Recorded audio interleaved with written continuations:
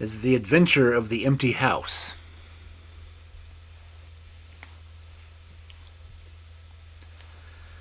It was in the spring of the year 1894 that all London was interested, and the fashionable world dismayed, by the murder of the Honourable Ronald Adair under most unusual and inexplicable circumstances. The public has already learned those particulars of the crime which came out in the police investigation, but a good deal was suppressed upon that occasion, since the case for the prosecution was so overwhelmingly strong that it was not necessary to bring forward all of the facts. Only now, at the end of nearly 10 years, I am allowed to supply those missing links which make up the whole of that remarkable chain. The crime was an interest in itself, but that interest was as nothing to me compared to the inconceivable sequel, which afforded me the greatest shock and surprise of any event in my adventurous life. Even now, after this long interval, I find myself thrilling as I think of it, and feeling once more that sudden flood of joy, amazement, and incredulity which utterly submerged my mind.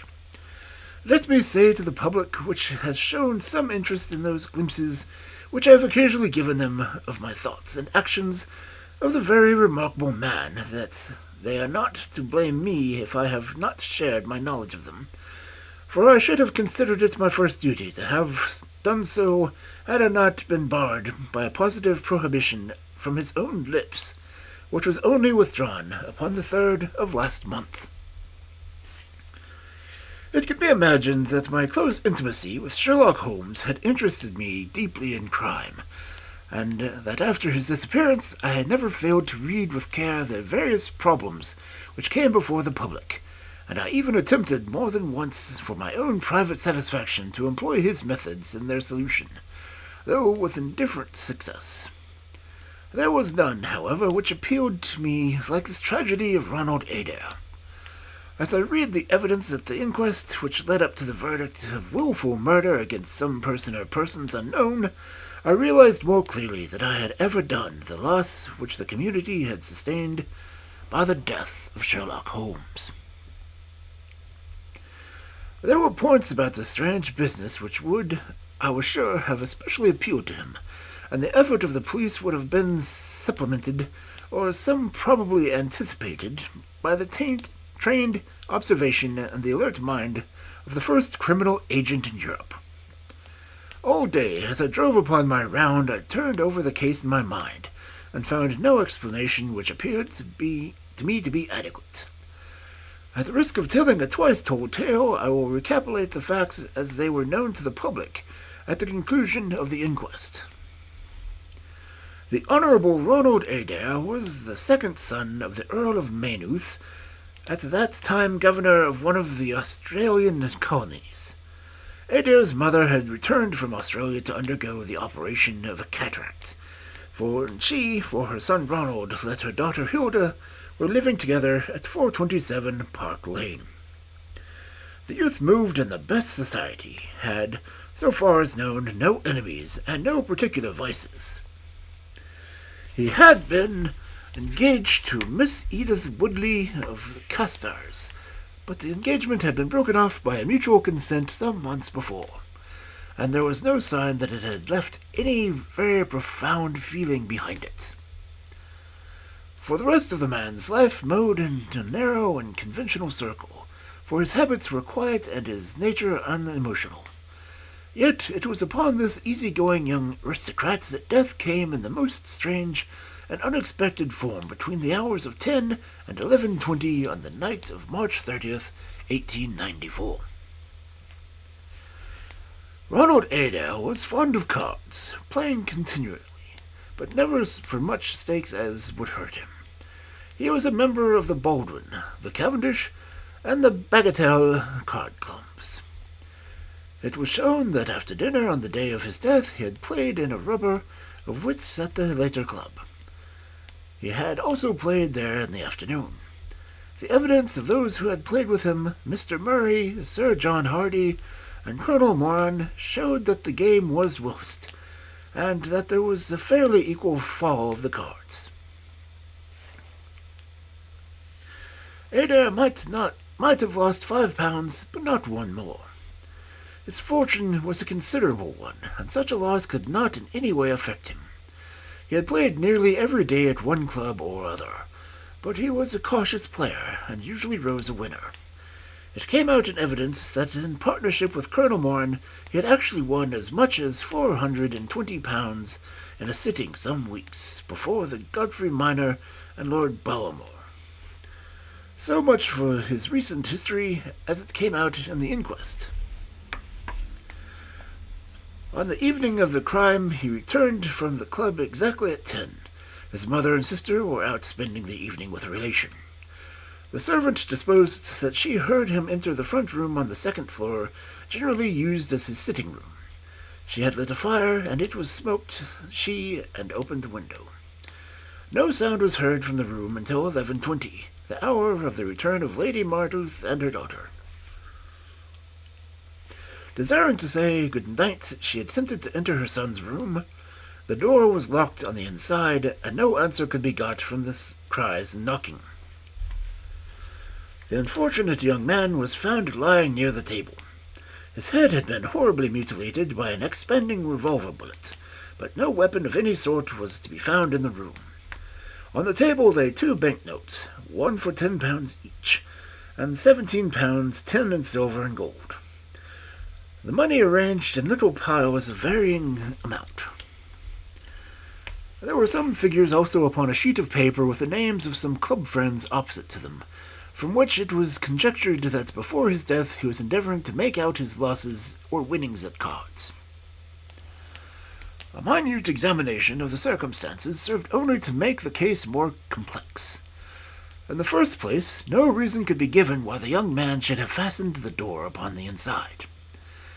There was the possibility that the murderer had done this, and afterwards escaped by the window.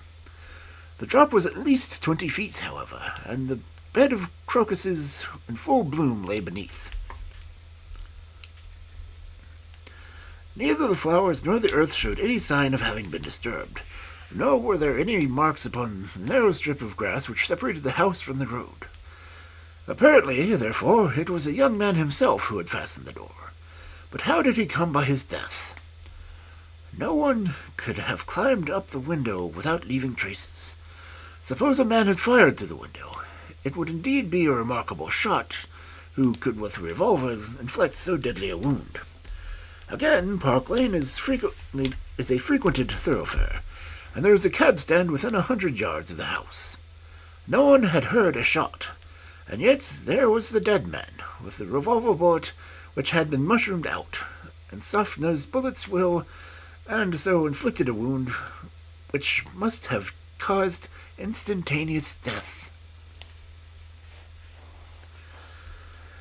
Such were the circumstances of the Park Lane mystery, which were further complicated by entire absence of motive, since, as I have said, young Adair was not known to have any enemy, and no attempt had been made to remove the money or valuables in the room.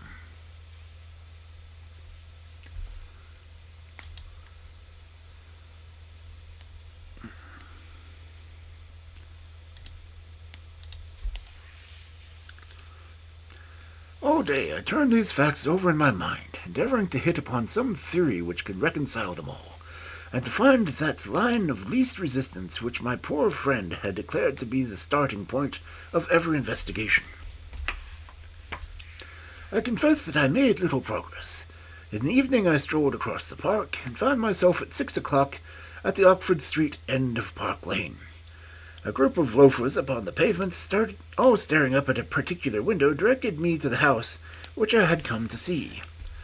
A tall, thin man with colored glasses, whom I strongly suspected of being a plain-clothes detective, was pointing out some theory of his own, while the others crowded around to listen to what he said. I got near him as I could, but his observations seemed to be a bit absurd, so I withdrew again in some disgust. As I did so, I struck against an elderly deformed man who had been behind me, and knocking down several books which he was carrying. I remember that as I picked them up, I observed the title of one of them, The Origin of Tree Worship.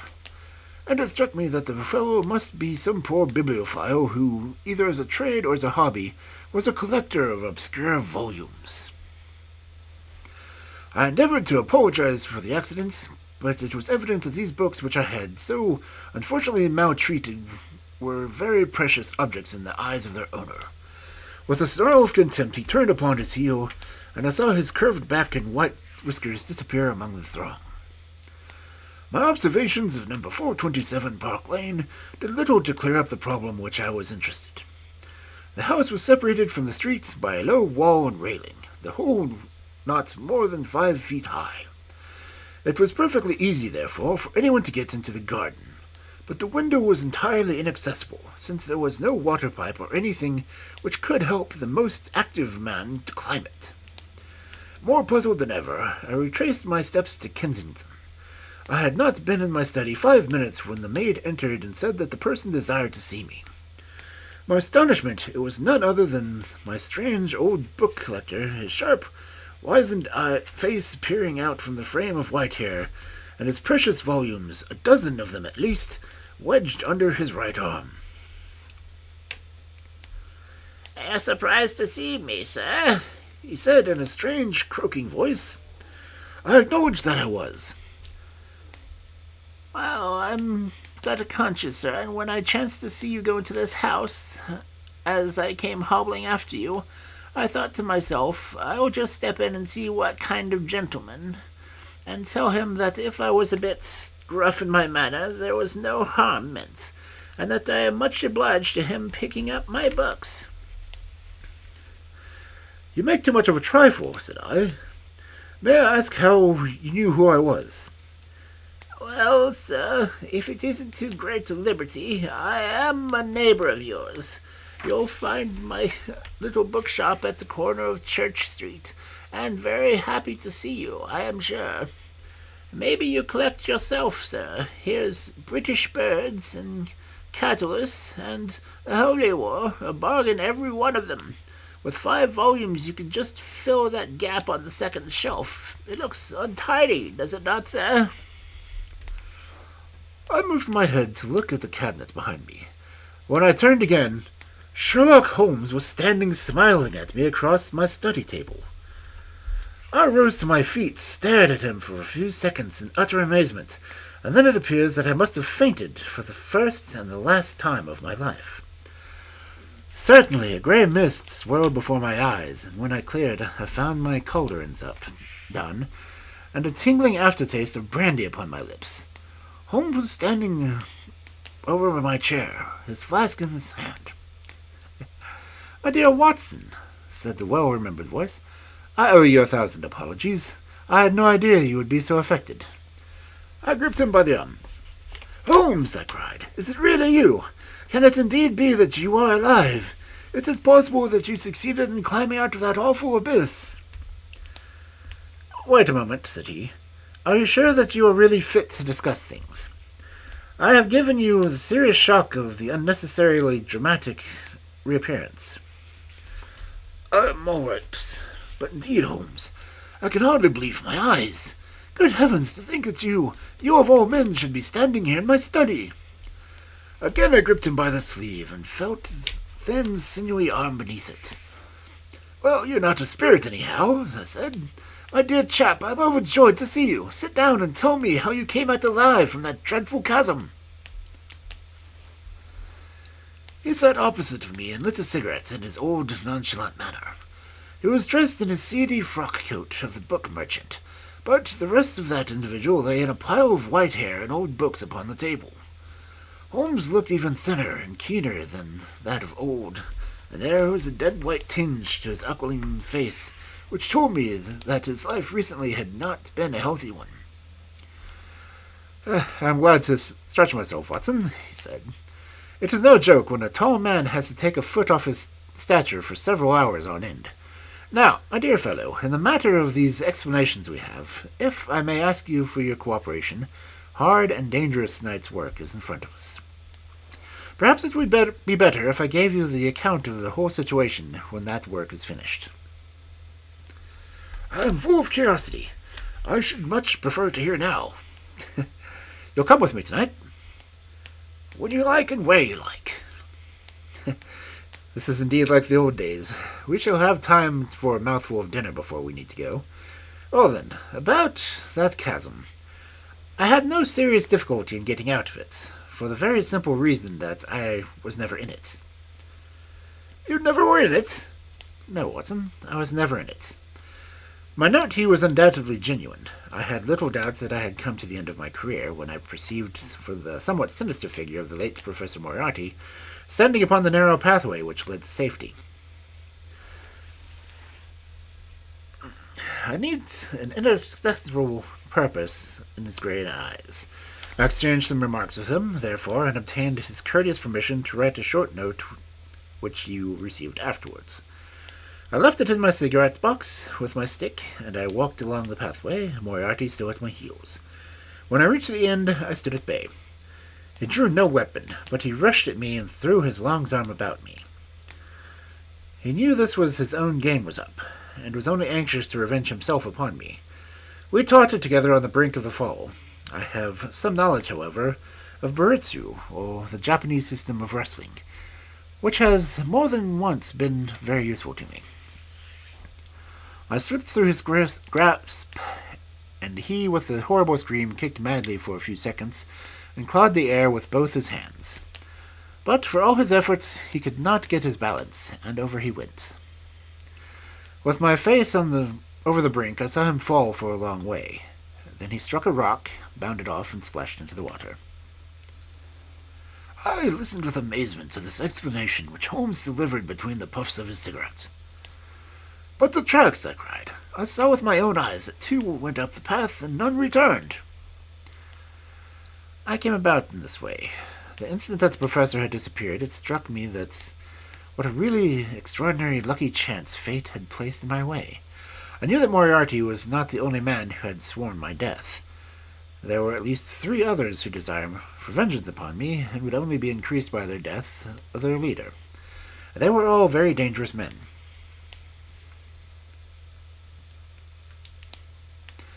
One or the other would certainly get me. On the other hand, if all the world was convinced that I was dead, they would take their liberties. These men they would lay themselves upon, and sooner or later I could destroy them. Then it would be time for me to announce that I was still in the land of the living. So rapidly does the brain act that I believe I had thought this all out before Professor Moriarty had reached the bottom of Reichenbach Falls.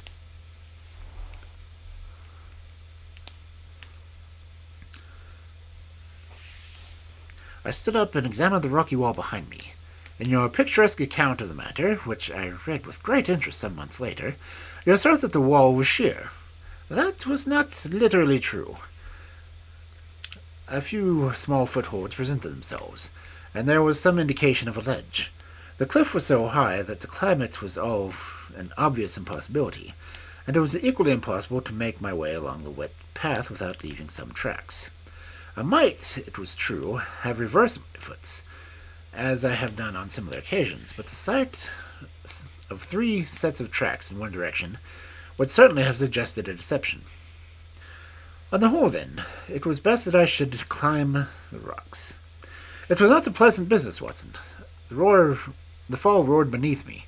I am not a fanciful person, but I give you my word that I seemed to hear Moriarty's voice screaming at me from the abyss. A mistake would have been fatal. More than once, the tufts of grass came out in my hand, or my foot slipped on the wet notches of the rock. I thought that I was gone.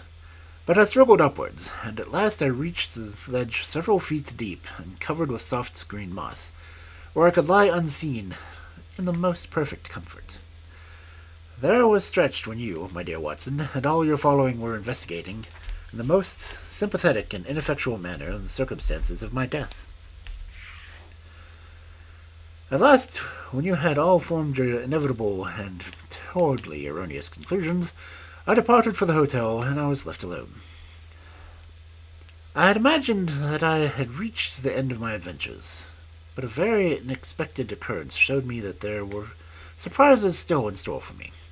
A huge rock, falling from above, boomed past me, struck the path, and bounded over the chasm.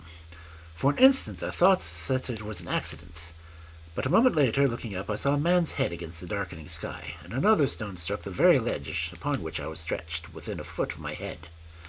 Of course, the meaning of this was obvious. Moriarty had not been alone. The Confederates, and even at one glance had told me how dangerous a man that Confederate was, had kept guard while the professor had attacked me. From a distance, unseen by me, he had been a witness of his friend's death and of my escape. He had waited, and then, making his way round to the top of the cliff, he had endeavored to succeed where his comrade had failed. I did not take long to think about it, Watson. Again, I saw that grim face look over the cliff, and I knew that it was the persecutor of another stone. I scrambled down to the path. I don't think I could have done it in cold blood, but it was 100 times more difficult than getting up. But I had no time to think of the danger, for another stone sang past me as I hung by my hands on the edge of the ledge. Halfway down I slipped, but by the blessing of God I landed, torn and bleeding, upon the path. I took to my heels and did 10 miles over the mountains in the darkness, and a week later I found myself in Florence, with the certainty that no one in the world knew what had become of me. I only had one confidant, my brother, Mycroft. I owe you many apologies, my dear Watson, but it was all important that it should be thought that I was dead, and it is quite certain that you would have written so convincingly an account of my unhappy end had you not yourself thought that it was true. Several times during the last 3 years I have taken up my pen to write you, but always I have feared lest your affectionate regard for me should tempt you to some indiscretion which would betray my secret. For that reason I turned away from you this evening when you upset my books, for I was in the danger at the time, and any show of surprise or emotion upon your part might have drawn attention to my identity and led me to the most deplorable and irreparable results. As to Mycroft, I had to confide in him in order to obtain the money which I needed. The course of events in London did not run so well as I had hoped, for the trial of Moriarty gang left 2 of its most dangerous members, my own most vindictive enemies, at liberty. I travelled for 2 years in Tibet, therefore, and amused myself by visiting Lhasa and spending some days with the head lama. You may have read the remarkable explorations of a Norwegian named Sigerson, and I am sure that it never occurred to you that you were receiving news of your friend. I then passed through Persia, looked in at the Mecca, and paid a short but interesting visit to the Khalifa at Khartoum, the results of which I have communicated to the Foreign Office.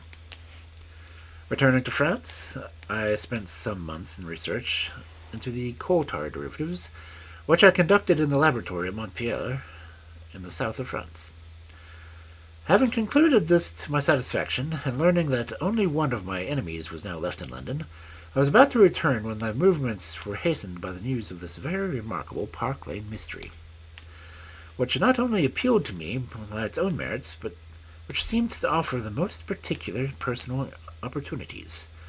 I came over at once to London, called my own person at Baker Street, threw Mrs. Husband into violent hysterics, and found that Mycroft had preserved my rooms and my papers exactly as they had always been. So it was, my dear Watson, that at 2 o'clock today I found myself in my old armchair in my old room, only wishing that I could have seen my old friend Watson in the other chair which he was so often adorned.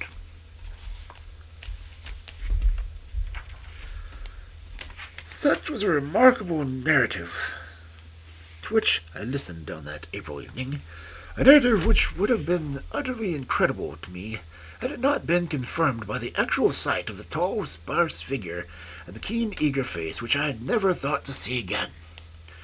In some manner he had learned of my own sad bereavement, and had sympathy was shown in his manner rather than in his words. "Work is the best antidote for sorrow, my dear Watson," said he, "and I have a piece of work for us both tonight which, if we can bring it to a successful conclusion, will in itself justify a man's life on this planet." In vain I begged him to tell me more.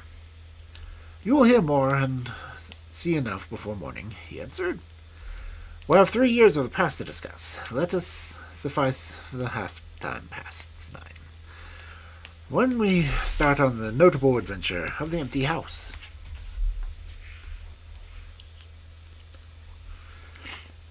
It was indeed like old times. At that hour I found myself seated beside him in the hansom, my revolver in my pocket, and a thrill of adventure in my heart. Holmes was cold and stern and silent. As the gleam of the street lamps flashed upon his austere features, I saw that his brows were drawn down in thought, and his thin lips compressed. I knew not what this wild beast were about to hunt down in the dark jungle of criminal London, but I was well assured from the bearing of this master huntsman that the adventure was a most grave one, while the sardonic smile which occasionally broke through his ascetic gloom boded little good for the object of our quest. I had imagined that we were bound for Baker Street, but Holmes stopped the cab at the corner of Cavendish Square. I observed that as he stepped out, he gave a most searching glance right and left, and at every subsequent street corner he took the utmost pains to assure that he was not followed.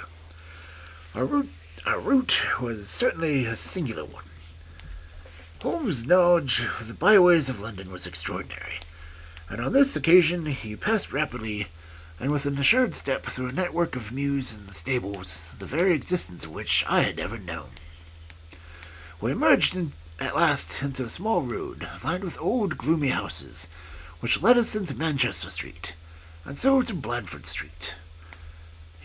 Here he turned swiftly down a narrow passage, passed through a wooden gate into a deserted yard, then opened with a key the back door of a house. We entered together, and he closed it behind us. The place was pitch dark, but it was evident to me that it was an empty house. Our feet creaked and crackled over the bare planking, and my outstretched hand touched a wall from which the paper was hanging in ribbons. Holmes's cold, thin fingers closed around my wrist and led me forwards down a long hall, until I dimly saw a murky fanlight over the door. Here Holmes turned suddenly to the right, and we found ourselves in a large, square, empty room, heavily shadowed in the corners, but faintly lit in the center from the lights of the street beyond. There was no lamp near the window. It was thick with dust, so that we could not only discern each other's figures within. My companion put his hand upon my shoulder and his lips close to my ear. "Do you know where we are?" he whispered. "Surely that is Baker Street," I answered, staring through the dim window. "Exactly. We're in the Camden House, which stands opposite to our own old quarters." "But why are we here?" "Because it commands so excellent a view of that picturesque pile. Might I trouble you, my dear Watson, to draw a little nearer to the window, taking every precaution not to show yourself, then to look up at our old room, the starting point of so many of our little adventures. We will see if my 3 years' absence has entirely taken away my power to surprise you." I crept forward and looked across to the familiar window. As my eyes fell upon it, I gave a gasp and a cry of astonishment. The blind was down, and a strong light was burning in the room. The shadow of a man who was seated in the armchair was thrown in hard black outline upon the luminous screen of the window. There was no mistaking the poise of the head, the squareness of the shoulders, the sharpness of the features. The face was turned half round, and the effect was that of one of those black silhouettes which our grandparents loved to frame. It was a perfect reproduction of Holmes. So amazed was I that I threw out my hand to make sure that the man himself was standing beside me. He was quivering with silent laughter. "Well," said he. "Good heavens," I cried. "It's marvelous." "I trust the age doth not wither, nor custom stale my infinite variety," said he, as I recognized his voice of joy, the pride of the artist takes in his own work. "It really is rather like me, is it not?" "I should be prepared to swear that it was you." "The credit of the execution is due to Monsieur Oscar Monnier of Grenoble, who spent some days in doing the moulding. It is a bust in wax, The rest I arranged myself during my visit to Baker Street this afternoon. But why? Because, my dear Watson, I had the strongest possible reason for wishing certain people to think that I was there when I really was elsewhere. And you thought the rooms were watched? I knew they were watched. By whom? By my old enemies, Watson. By the charming society whose leader lies at the bottom of Rickenbach Fall. You must remember that they knew, and only they knew, that I was still alive. Sooner or later they believed that I should come back to my rooms. They watched them continuously, and this morning they saw me arrive. How do you know? Because I recognized the sentinel when I glanced out of my window. He is a harmless enough fellow, Parker by name, a garroter by trade, and a remarkable performer on the Jewish harp. I cared nothing for him, but I cared a great deal for a much more formidable person who was behind him, the bosom friend of Moriarty, the man who dropped the rocks over the cliff, the most cunning and dangerous criminal in London. That is the man who is after me tonight, Watson, and that is the man who is quite unaware that we are after him. My friend's plans were gradually revealing themselves. From this convenient retreat, the watchers being watched, and the trackers tracked. That angular shadow up yonder was the bait, and we were the hunters. In silence we stood together in the darkness, and watched the hurrying figures who passed and repassed in front of the house. Holmes was silent and motionless, but I could tell that he was keenly alert, and that his eyes were fixed intently upon the stream of passers-by. It was a bleak and boisterous night, and the wind whistled shrilly down the long street. Many people were moving to and fro, most of them muffled in their coats and cravats. Once or twice it seemed to me that I had seen the same figure before, and I especially noticed two men who appeared to be sheltering themselves from the wind in the doorway of a house some distance up the street. I tried to draw my companion's attention to them, but he gave a little ejaculation of impatience, and continued to stare into the street. More than once he fidgeted at his feet and tapped rapidly with his fingers upon the wall. It was evident to me that he was becoming uneasy, and that his plans were not working altogether as he had hoped. At last, as midnight approached, the street gradually cleared. He paced up and down the room in uncontrolled agitation. I was about to raise some remark to him when I raised my eyes to the lighted window and again experienced almost a great moment of surprise. I clutched Holmes' arm and pointed upwards. "The shadow has moved," I cried. It was indeed no longer in profile, but the back, which was turned towards us. 3 years had certainly not smoothed the asperities of his temper or his impatience with the less active intelligence than his own. "Of course it has moved," he said. "I am such a farcical bungler, Watson, that I should erect an obvious dummy and expect some of the sharpest men in Europe to be deceived by it. We have been in this room for 2 hours. Miss Hudson has made some change in that figure 8 times, and once in every quarter of an hour. She works at it from the front so that her shadow may never be seen. Ah!" He drew in his breath with a shrill, excited intake. The dim lights I saw on his head thrown forward, and his whole attitude rigid with attention. Outside, the street was absolutely deserted. Those 2 men might still be crouching in the doorway, but I could no longer see them. All was still and dark, save only the brilliant yellow screen in front of us with the black figure outlined upon its center. Again, in the utter silence, I heard that thin, sibilant note which spoke of intense, suppressed excitement. An instant later, he pulled me back into the blackest corner of the room, and I felt his warm hand upon my lips. The fingers which clutched me were quivering, and now had I known my friend had moved, and yet the dark street still stretched lonely and motionless before us. But suddenly I was aware of that which his keener senses had already distinguished. A low, stealthy sound came to my ears, not from the direction of Baker Street, but from the back of the very house in which we lay concealed. The door opened and shut. An instant later, steps crept down the passage. Steps which were meant to be silent, but which reverberated harshly through the empty house. Holmes crouched back against the wall, and I did the same. my hand closing on the handle of my pistol. Peering through the gloom, I saw the vague outline of a man, a shade blacker than the blackness of the open door. He stood for an instant, and then he crept forward, crouching, menacing into the room. He was within 3 yards of us, the sinister figure, and I had braced myself to meet his spring before I realized that he had no idea of our presence. He passed close beside us, stole over to the window, and very softly and noiselessly raised it for half a foot. He sank to the level of the opening. The light of the street, no longer dimmed by the dusty glass, fell full upon his face. The man seemed to be beside himself with excitement. His 2 eyes shone like stars, and his features were working convulsively.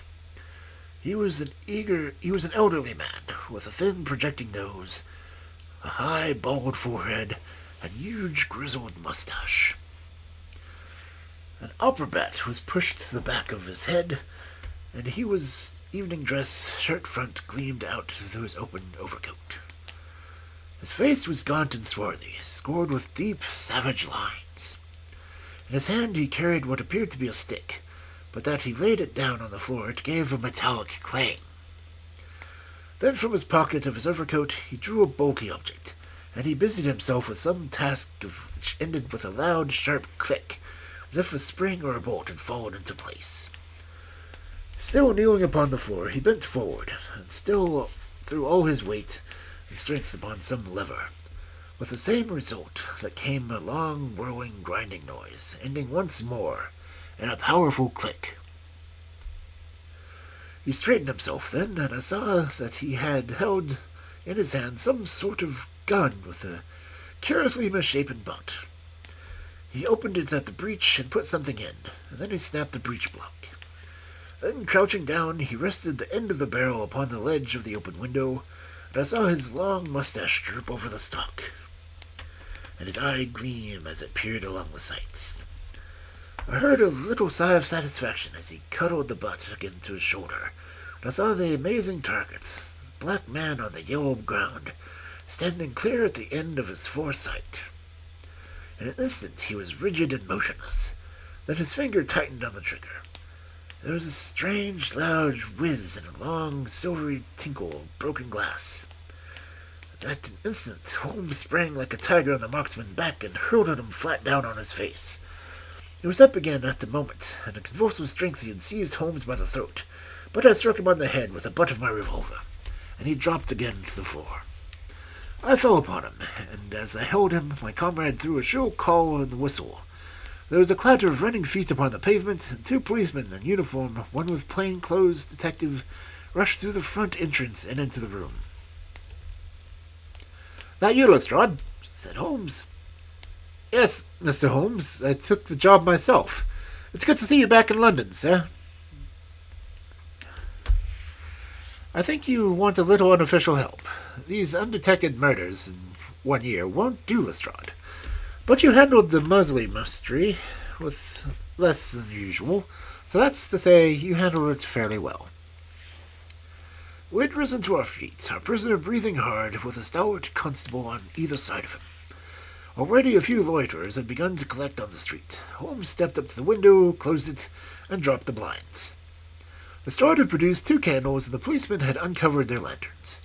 I was able at last to have a good look at our prisoner. It was a tremendously virile and yet sinister face which was turned towards us, with the brow of a philosopher above the jaw of a sensualist below. The man must have started with great capacities for good or for evil. But one could not look upon his cruel blue eyes and their drooping, cynical lids, or upon the fierce, aggressive nose and the threatening, deep-lined brow without reading nature's plainest danger signals. He took no heed of any of us, but his eyes were fixed upon Holmes's face with an expression in which hatred and amazement were equally blended. "You fiend!" he kept on muttering. "You clever, clever fiend!" "Ah, Colonel," said Holmes, arranging his rumpled collar. "Journeys end in lovers' meetings, as the old play says. I don't think I have the pleasure of seeing you since you favored me with those attentions as I lay on the ledge above Reichenbach Fall." The colonel stared at my friend like a man in a trance. "You cunning, cunning fiend," was all that he could say. "I have not introduced you yet," said Holmes. "This gentleman is Colonel Sebastian Morin, one of Her Majesty's Indian Army, and the best heavy game shot in our Eastern Empire has ever produced. I believe I am correct, Colonel, in saying that your bag of tigers still remains unrivaled?" The first man said nothing, but still glared at my companion. With his savage eyes and bristly mustache, he was wonderfully like a tiger himself. "I wonder that my very simple stratagem could deceive an old shikaree," said Holmes. "It must be very familiar to you. Have you not tethered a young kid under a tree, lain above it a trifle, and waited for the baits to bring up your tiger? This empty house is my tree, and you are my tiger. You have possibly been other guns in reserve in case these should have several tigers, or in the unlikely supposition of your own aim failing you. These," he pointed around, "are my other guns. The parallel is exact." Colonel Morin sprang forward with a snarl of rage, but the constables dragged him back. The fury upon his face was terrible to look at. "I confess that you had one small surprise for me," said Holmes. "I did not anticipate that you yourself would make use of an empty house and this convenient front window. I'd imagined you was operating from the street, where your friend Lestrade and his merry men were awaiting you. With the exception, all has gone as I expected." Colonel Morin turned to the official detective. "You may or may not have just the cause for arresting me," said he, "but at least there can be no reason that I should submit to the gibes of this person. If I am to lay hands of the law, let things be done in the legal way." "Oh, that's reasonable enough," said Lestrade. "Nothing further you have to say, Mr. Holmes, before we go?" Holmes had picked up a powerful air gun from the floor and was examining its mechanism. "An admirable and unique weapon," said Holmes. "Noiseless and of tremendous power. I knew von Heffer, the blind German mechanic who constructed it on the order of late Moriarty. For years I have been aware of its existence, though I have never before had the opportunity of handling it. I commend it very specially to your attention, Lestrade, and also the bullets which fit it." "You can trust us to look after that, Mr. Holmes," said Lestrade, as the whole party moved towards the door. "Anything further to say?" "I wanted to ask what charge you intend to prefer." "What charge, sir? Why, of course, the attempted murder of Mrs. Sherlock Holmes." "Not so, Lestrade. I do not propose to appear in the matter at all. To you, and to you only, belongs the credit of this remarkable arrest which you have effected. Yes, Lestrade, I congratulate you. With your usual happy mixture of cunning and audacity, you have got him." "Got him? Got who, Mr. Holmes?" "The man that the whole force has been seeking in vain. Colonel Sebastian Morin, who shot the Honorable Ronald Adair with an expanding bullet from an air gun through an open window of the second floor front of number 427 Park Lane upon the 30th of last month. That's the charge, Lestrade. And now, Watson, if you can endure the draught of a broken window, I think that an hour in my study over a cigar may afford some profitable amusement."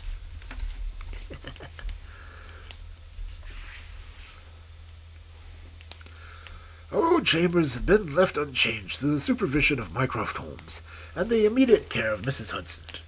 As I entered, I saw, it was true, an unwonted tidiness, but the old landmarks were all in their place. There were the chemical corner and the acid-stained, deal-topped table. There upon the shelf was a row of formidable scrapbooks and books of reference which many of our fellow citizens would have been so glad to burn. The diagrams, the violin case, and the pipe rack, even the Persian slipper which contained the tobacco, all met my eyes as I glanced around me. There were two occupants of the room. One, Mrs. Hudson, who beamed upon us both as we entered, and the other a strange dummy which had played so important a part of the evening's adventures. It was a wax-colored model of my friend, so admirably done that it was a perfect facsimile. It stood on a small pedestal of an old dressing gown of Holmes, so draped around it so that the illusion of the street was absolutely perfect. "I hope you preserved all precautions, Mrs. Hudson," said Holmes. I went to on my knees, sir, just as you told me. "Excellent. You carried the thing out very well. Did you observe where the bullet went?" Yes, sir, I'm afraid it has spoiled your evening, your beautiful bust, for it passed right through the head and flattened itself on the wall. I picked it up from the cabinet. Here it is." Holmes held it out to me. "A soft revolver bullet, as you perceive, Watson. There's a genius in that, for who would expect to find such a thing fired from an air gun? All right, Mrs. Watson, I'm much obliged for your assistance. Now, Watson, let me see you in your old seat once more, for there are several points which I should like to discuss with you."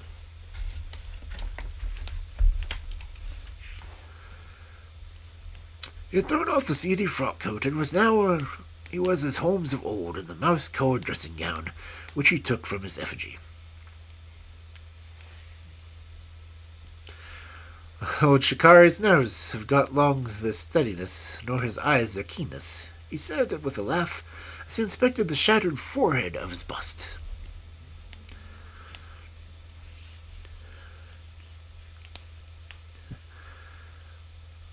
"Plumb in the middle of the back of the head and smack through the brain. He was the best shot in India, and I expect that there are few better in London. Have you heard the name?" "No, I have not." Well, such is fame. But then, if I remember right, you had not heard the name of Professor James Moriarty, who had one of the greatest brains in the century. Just give me down my index of biographies from the shelf." He turned over the pages lazily, leaning in the back of his chair and blowing great clouds from his cigar. "My collection of M's is a fine one," he said. "Moriarty himself is enough to make any letter illustrious, and here's Morgan, the prisoner, and Merridew, of the abominable memory, and Matthews, who knocked out my left canine in the waiting room of Charing Cross, and finally, here's our friend tonight." He handed over the book, and I read: "Moran, Sebastian, Colonel, unemployed, formerly 1st Bangalore Pioneers, born London, 1840, son of Sir Augustus Moran, C.B., once British Minister to Persia. Education, Eton and Oxford.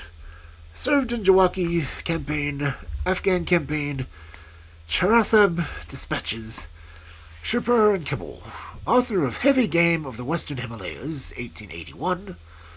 3 Months in the Jungle, 1884. Address, Conduit Street. Clubs, the Anglo-Indian, the Tankerville, and the Bagatelle Card Club." On the margin was written, in Holmes' precise hand, "The second most dangerous man in London."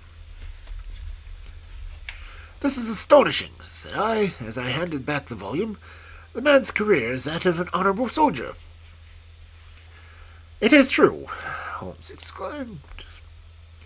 "Up to a certain point he did well.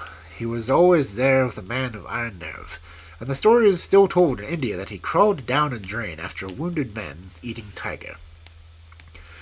There are some trees, Watson, which grow to a certain height and then suddenly develop with the most unsightly eccentricity. You see that often in humans. I have a theory that the individual represents in his development the whole procession of his ancestors, and that such a sudden turn to good or evil stands for the long influence that came into the line of his pedigree. The person becomes, as it were, the epitome of the history of his own family." "It surely is rather fanciful." "Well, I don't insist upon it, whatever the cause. Colonel Moran began to go wrong. Without any open scandal, he still made India too hot to hold him. He retired, came to London, and again acquired an evil name. It was at this time that he was sought out by Professor Moriarty, to whom for a time he was the chief of staff. Moriarty supplied him liberally with money and used him only in 1 or 2 very high-class jobs, which no extraordinary criminal could have undertaken. You may have some recollection of the death of Mrs. Stewart of Lauder in 1887? No?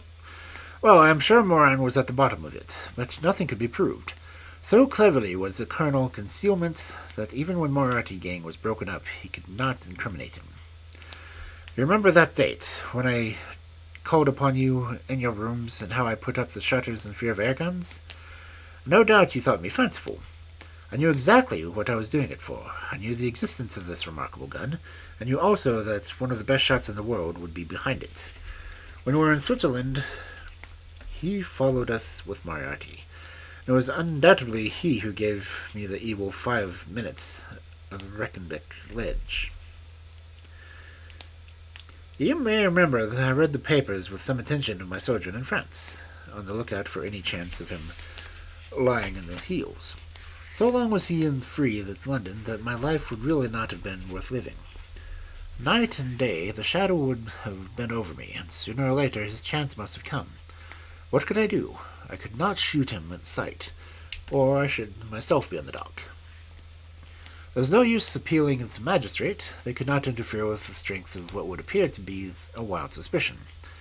So I could do nothing. But I watched the criminal news.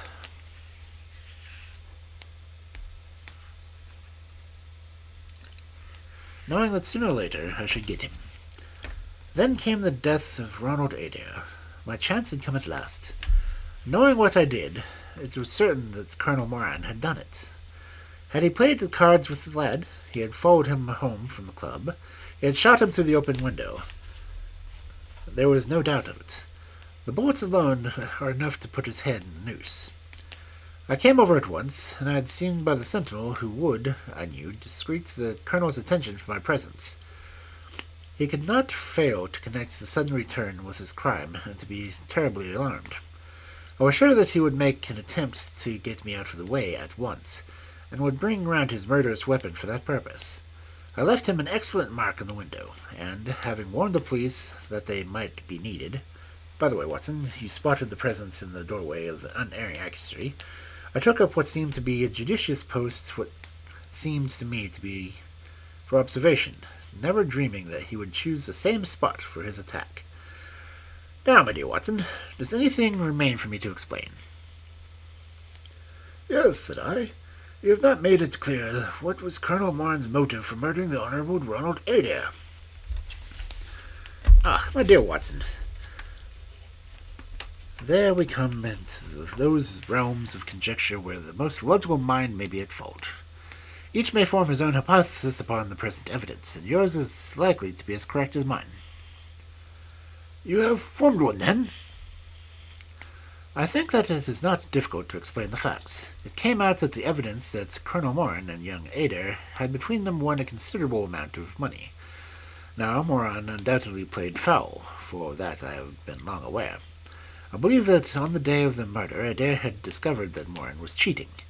Very likely had spoken to him privately, and had threatened to expose him unless he voluntarily resigned his membership of the club, and promised not to play cards again.